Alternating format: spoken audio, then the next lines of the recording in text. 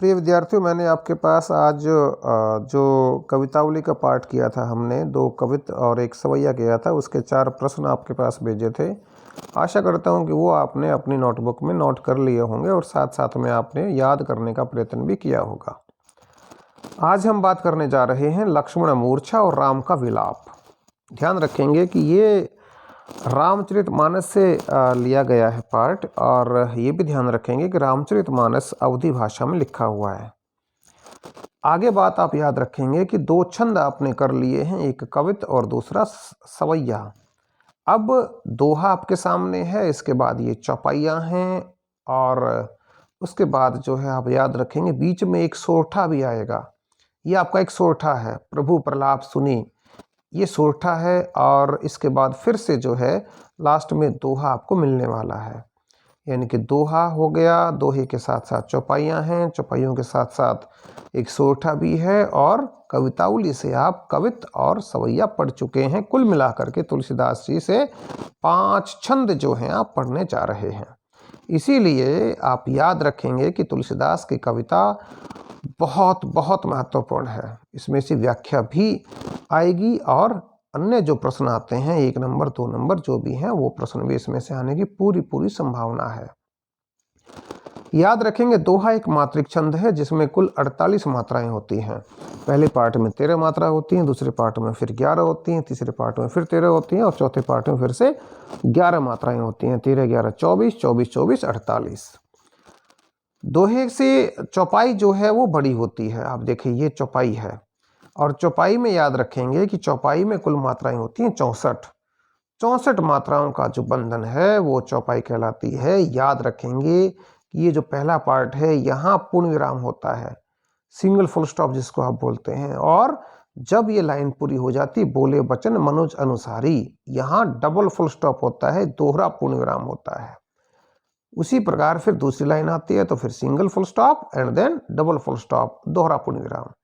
16 मात्राएं यहाँ पर हैं, 16 फिर यहाँ पर हैं, 16 फिर यहाँ है, 16 फिर यहाँ है। इस प्रकार से कुल मात्राएं हो जाती हैं 64। ये आप लोग ध्यान रखेंगे, और ये भी आप लोग याद रखेंगे कि जो तीसरा छंद इस में आप पढ़ने जा रहे हैं वो है सोरठा।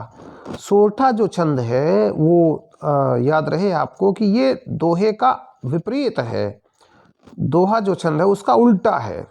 इसमें जो पहला पार्ट है उसमें 11 मात्राएं होती हैं, दूसरे पार्ट में फिर 13 होती हैं, तीसरे पार्ट में फिर से 11 होती हैं, और चौथे पार्ट में फिर से 13 मात्राएं होती हैं। कुल मिलाकर के इसमें मात्राएं भी 48 ही होती हैं।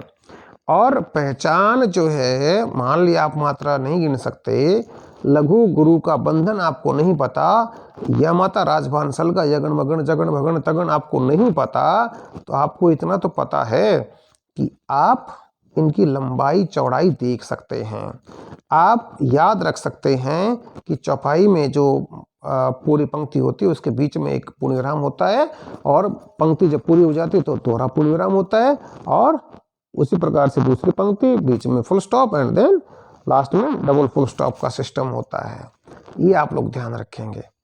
तो हम शुरुआत करते हैं दोहा छंद से, और याद रखेंगे लक्ष्मण मूर्छा और राम का विलाप।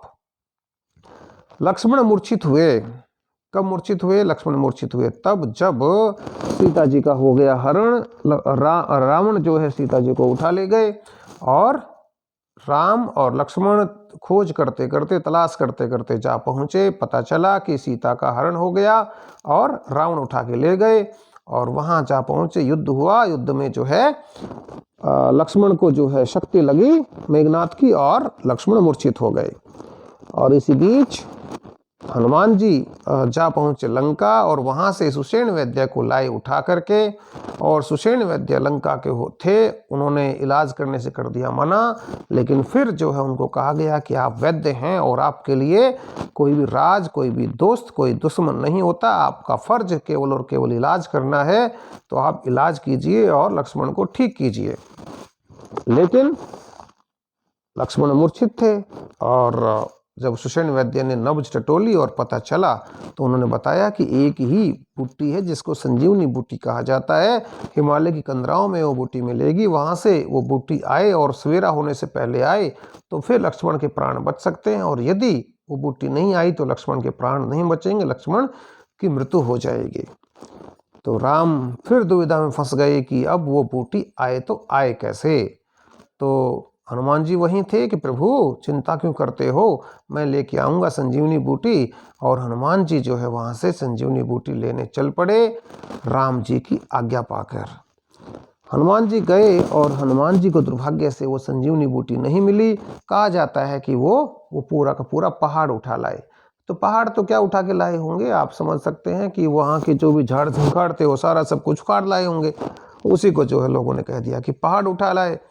और जब हनुमान जी आ रहे थे तो रास्ते में जब आते आते अयोध्या रास्ते में पड़ता था, और जब आ रहे थे तो आते आते देखा कि नीचे जो है एक औरत ने दिया जला रखा है, और उन जो भी दिए थे उन दियों को जो है वो न बुझने देने का प्रयास करती है एक दुपट्टे की ओट करके।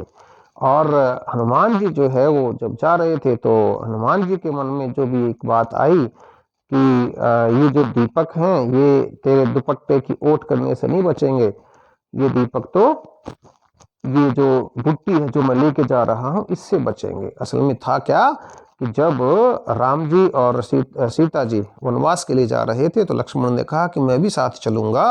और जो उनकी पत्नी थी उर्मिला जो है वहीं रह गई। और उर्मिला ने जो है कहा कि प्रभु मेरा क्या।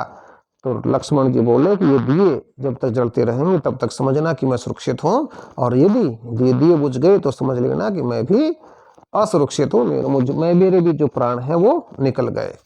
तो इसीलिए उर्मिला जो है इस आशा में कि ये दिए ना बुझें, और जब तक ये नहीं बुझेंगे तब तक मेरे पति सुरक्षित हैं अपने बड़े भाई के साथ, अपनी भाभी के साथ। तो इस मन के साथ जो वो सारा सब कुछ चल रहा था। जैसे ही हनुमान जी वहाँ से निकल रहे थे तो भरत ने सोचा कि कोई राक्षस है। भरत ने तीर चलाया, हनुमान जी गिर पड़े, और गिरते ही हनुमान के मुख से निकला हे राम। और जैसे ही राम निकला तो वैसे ही भरत को पता चला कि यार ये बंदा तो स्टाफ का है, ये तो अपने ही भाई का जो है भक्त है। और जैसे ही उससे पूछा भाई क्या मामला है, कैसे है, फिर उसने सारा सब कुछ वृतांत सुनाया।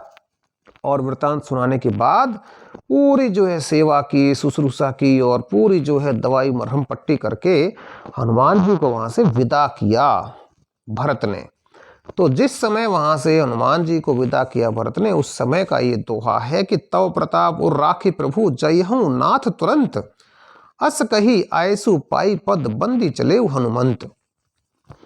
भरत बाहुबल शील गुण प्रभु पद प्रीति अपार, मन महु जात सराहत पुनि पुनि पवन कुमार। तव प्रताप तुम्हारा प्रताप ले रख कर, तुम्हारा प्रताप तुम्हारा यश, तव तो माने तुम्हारा, प्रताप माने यश कीर्ति, उर माने हृदय, राखी माने रखकर, प्रभु माने स्वामी, जय हूं चला जाऊंगा, नाथ प्रभु तुरंत तुरंत ही जल्दी ही, अस कही ऐसा कहकर, आयसु पाई आज्ञा पाकर, पद बंदी चरणों की वंदना करके, चलेऊ चल पड़े हनुमंत हनुमान जी। तो तव प्रताप उर राखी प्रभु जय हूं नाथ तुरंत, कि हे प्रभु तुम्हारी आज्ञा पाकर और तुम्हारे प्रताप को, तुम्हारी इस कीर्ति को अपने हृदय में रखकर मैं शीघ्र ही यहां से चला जाऊंगा। अस कही ऐसा कहकर, आयसु पाई आज्ञा पाकर, किसकी, भरत जी की, कि हनुमान जी ने ऐसा कहा कि हे प्रभु तुम्हारा यश अपने हृदय में रखकर मैं जल्दी ही यहां से चला जाऊंगा। अस कही ऐसा कहकर, आयसु पाई भरत जी की आज्ञा पाकर, पद बंदी चरणों की वंदना करके, चले हनुमंत हनुमान जी वहां से चल पड़े। फिर से देख लीजिए, तव प्रताप और राखी प्रभु जय हो नाथ तुरंत, कि हे प्रभु तुम्हारे मान सम्मान को, तुम्हारे यश को, तुम्हारी इज्जत को, तुम्हारी इस कीर्ति को अपने हृदय में रखकर मैं तुरंत ही यहां से चला जाऊंगा। ऐसा कहकर आज्ञा पाकर चरणों की वंदना करके हनुमान जी वहां से चल पड़े। ध्यान रखेंगे दोहा छंद और भाषा अवधि ध के साथ दीर्घ मात्रा, मतलब बड़ी की मात्रा। भरत बाहुबल शील गुण प्रभु पद प्रीति अपार, मन महु जात सराहत पुनि पुनि पवन कुमार। भरत बाहुबल, भरत की भुजाओं की शक्ति। भरत बाहु, बाहु माने भुजा, बल माने शक्ति। शील गुण, शील गुण, शील शील सुंदर स्वभाव, गुण गुण। प्रभु पद, प्रीति अपार, प्रभु राम जी। पद उनके चरण, प्रीति प्रेम, अपार असीम, राम जी के प्रति असीम उनका प्रेम। मन महु, मन में ही, जात जाते, सराहत सराहते हुए, पुनि पुनि बार बार, पवन कुमार अर्थात हनुमान। पहला जो दोहा था उसमें स्पष्ट हो गया कि हनुमान जी वहां से चल पड़े। याद रखें कि हनुमान जी अब अकेले हैं, जा रहे हैं, और मन ही मन में जो है सब कुछ चल रहा है। क्या चला? भरत की भुजाओं की शक्ति, उनके सुंदर स्वभाव, उनके विभिन्न गुणों और राम जी के चरणों के प्रति उनका प्रेम। कि मन महु जात सराहत, मन ही मन में सराहते हुए जा रहे हैं। पुनि पुनि, पुनि पुनि माने बार बार, पवन कुमार, पवन कुमार माने हनुमान। कि हनुमान जी भरत की भुजाओं की शक्ति, उनके सुंदर स्वभाव और विभिन्न गुणों के साथ साथ प्रभु राम के प्रति उनका जो प्रेम है, असीम प्रेम है, उस प्रेम की मन महु, मन ही मन में प्रशंसा करते हुए हनुमान जी जा रहे हैं। आशा करता हूं दोनों दोहे जो हैं वो आपको समझ में आ गए हैं। उसके बाद देखिए, वहां राम लक्ष्मण ही निहारी। वहां, वहां माने वहां, राम, राम जी लक्ष्मण ही लक्ष्मण की तरफ निहारी देखकर बोले, बोले क्या? वचन, वचन, मनुज मनुष्य, अनुसारी अनुसार। अर्धराति गई कपि नहीं आयऊ। अर्धराति गई कि आधी रात चली गई, कपि नहीं आयऊ। कपि माने हनुमान, कि हनुमान जी नहीं आयऊ, नहीं आए। राम उठाई, राम ने उठाकर, अनुज उर लायऊ। अनुज, अनुज माने छोटा भाई, उर माने हृदय से, लायू माने लगा लिया। वहां राम लक्ष्मण ही निहारी, और वहां युद्ध भूमि में राम लक्ष्मण को देखकर बोले वचन मनुज अनुसारी। सामान्य मनुष्य की भांति वचन बोले, कहने लगे कि अर्धराति गई कपि नहीं आयऊ। आधी रात चली गई, आधी रात बीत गई, लेकिन हनुमान जी अभी तक नहीं आए। राम उठाई अनुज उर लायऊ। राम ने उठाकर अपने छोटे भाई लक्ष्मण को अपनी छाती से लगा लिया। ध्यान रखेंगे, ये चौपाई छंद है। आशा करता हूं समझ में आ गया होगा। सकहूं न दुखित देखी मोई काऊ, बंधु सदा तव मृदुल सुभाऊ। मम हित लागी तजेहु पितु माता, सहेहु विपिन हिम आतप बाता। सकहूं न दुखित देखी मोहि काऊ। सकहूं माने सकना, दुखित माने दुखी, देखी माने देखना, मोहि माने मुझे, काऊ माने किसी भी प्रकार से। कि मेरे छोटे भाई तुम मुझे किसी भी प्रकार से दुखी नहीं देख सकते। बंधु सदा तव मृदुल स्वभाव।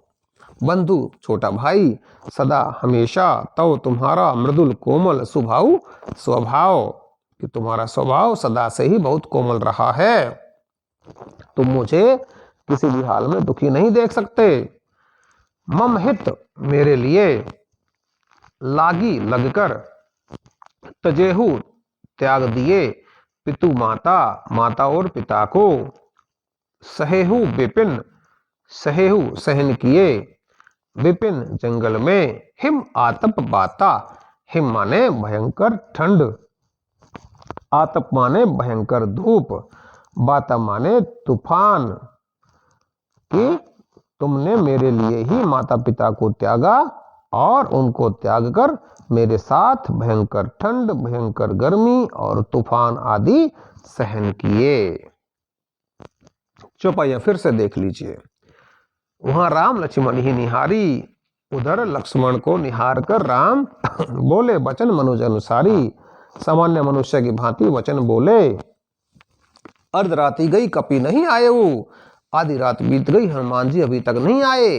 राम उठाई अनुज उर लाए, राम ने उठाकर अपने छोटे भाई को छाती से लगा लिया और कहने लगे, सकहु न दुखी सुख सकहु न दुखित देखी मोहि काऊ, कि मुझे किसी भी हाल में किसी भी प्रकार से दुखी नहीं देख सकते तुम। बंधु सदा तो मृदुल स्वभाव, हे भाई तुम्हारा स्वभाव सदा से ही बहुत कोमल रहा है। मम हित लागी तजेहु पितु माता, मेरे लिए ही तुमने माता पिता को त्याग दिया। सहेहु विपिन हिम आतप बाता, और जंगल में आकर के ठंड गर्मी और तूफान को सहन किया। दोहा भी गाया जा सकता है और चौपाई भी गाई जा सकती है। याद रखेंगे, आपने कबीरदास जी के बहुत से दोहे सुने होंगे, ऑडियोज आई हुई हैं, वीडियोज आई हुई हैं। एक ही धुन चलती है, एक ही लय चलती है और एक ही लय पे वो दोहे गाए जा सकते हैं। इसी प्रकार से चौपाइयाँ भी आपने खूब सुनी होंगी, और रामलीला में रामायण में चौपाइयाँ आती हैं तो वो भी आपने सुनी होंगी। चित्र आप देखिए, चित्र में लक्ष्मण मूर्छित पड़े हैं और राम जी के घुटनों में सिर है, और उधर जो है हनुमान वगैरह अंगद वगैरह वो पास बैठे हैं। चित्र आपको समझ में आ रहा होगा। इसके साथ ही एक बात और याद रखेंगे आप, और वो है, एक होता है विलाप और एक होता है प्रलाप। एक होता है विलाप और एक होता है प्रलाप। अभी जो आप देख रहे हैं, ये देखिए, एक प्रलाप और एक होता है विलाप। विलाप और प्रलाप में अंतर क्या है? विलाप होता है रोना, रुदन करना, और प्रलाप की जो स्थिति है वो रोने के बाद पैदा होती है। जब व्यक्ति खूब रो लेता है तो रोने के बाद जो है वो फिर पागलों की सी बात करता है। उसको पता होता है कि ये जो भी सामने है व्यक्ति बेहोश है, ये नहीं सुन रहा, उसके बावजूद भी उसको कुछ न कुछ कहता है बंदा। तो राम जी प्रलाप कर रहे हैं। बंदा जीवित है कोई, जब हम उसके साथ अपना दुख व्यक्त करते हैं, रोते हैं, बिलखते हैं, तो वो विलाप है। परंतु जब हम पागलों की सी बात करते हैं तो वो कहलाता है आपका प्रलाप। जिस प्रकार से यदि किसी की डेथ हो जाती है तो बहुत सी बार देखा होगा आपने कि उसके जो भी सगे संबंधी होते हैं, उसके मित्र होते हैं, उसके नियर डियर्स होते हैं, तो वो अजीब अजीब बात करते हैं, क्यों छोड़ के चला गया, क्या यही था, क्या ऐसा था, क्या तुम्हें हमारी याद नहीं आई, क्या ये नहीं हुआ, वो नहीं हुआ, वो सब आपका प्रलाप होता है। तो विलाप प्रलाप आप याद रखें, प्रश्न आपसे पूछा जा सकता है। तो आशा करता हूँ कि ये दोनों दोहे आपको समझ में आ गए होंगे और दोनों चौपाइयाँ भी आपको समझ में आ गई होंगी। इनको आप पढ़िए और कोशिश कीजिए कि आपको ये समझ में आ जाए, इनकी व्याख्या आपको पल्ले पड़ जाए। उसके बाद फिर हम आगे की बात करेंगे।